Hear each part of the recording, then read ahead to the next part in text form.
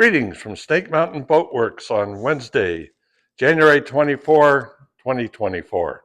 Here's an update on Baby Chick 4, 1947, 25-foot Chris-Craft SP-25 Sportsman. As you can see, Rick has finished installing the inner skin.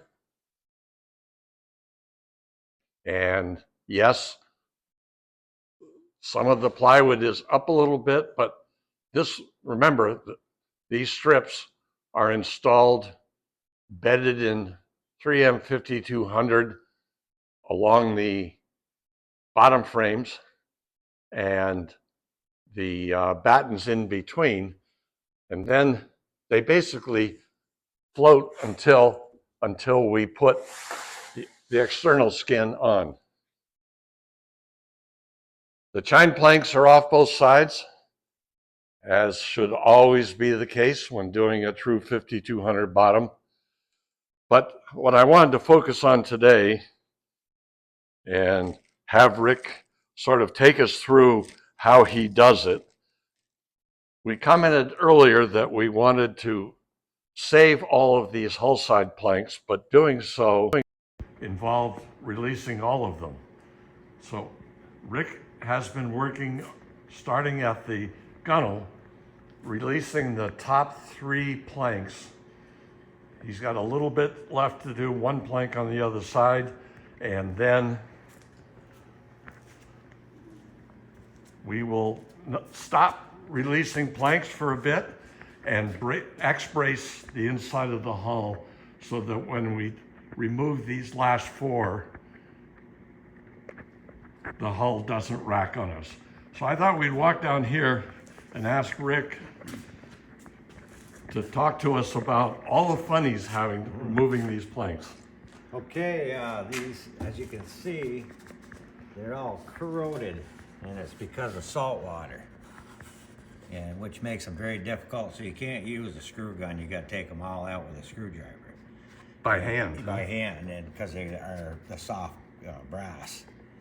And as you can see, I've got all these down. I have to, the ones I can take out with the screwdrivers, I take them out with that. Then I have to use a roller broach, which is this right here. And as you can see, it's got a cutting edge on there, and that center pin will fit right inside the head of the screw. And then, you see when it's all corroded here, like this one here, this one, you gotta make sure you line it up really good and be real careful. And then you gotta ease it into it, and then it makes the hole and it cuts the head of the screw off, which you'll be able to pry it off with a bar. And at the same time, of course, it removes the shoulders of the countersink with it, but we will use some of the old mahogany that we keep around here and cut plugs, and each of those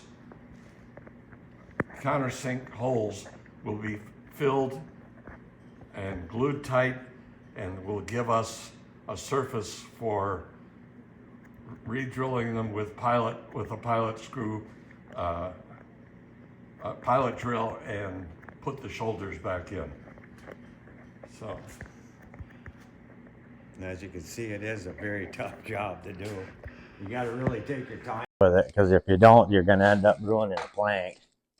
So, and that's what you want to do, is ruin the planks. No, these planks, it's amazing how hard, if Rick thumps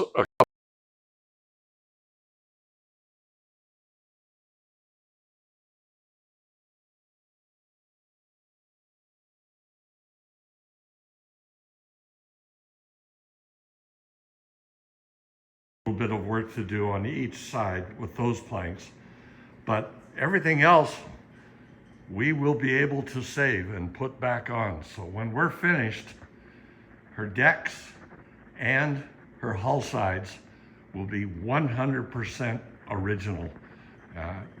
The transom, by contrast, has, I don't know, had a hard life, and I'm not sure, but I'm betting that we'll have to replace those.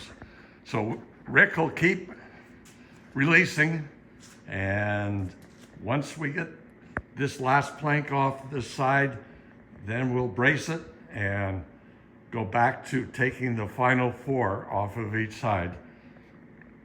That's our update on Wednesday, January 24, 2024, on our 1947 25-foot Chris-Craft SP Sportsman.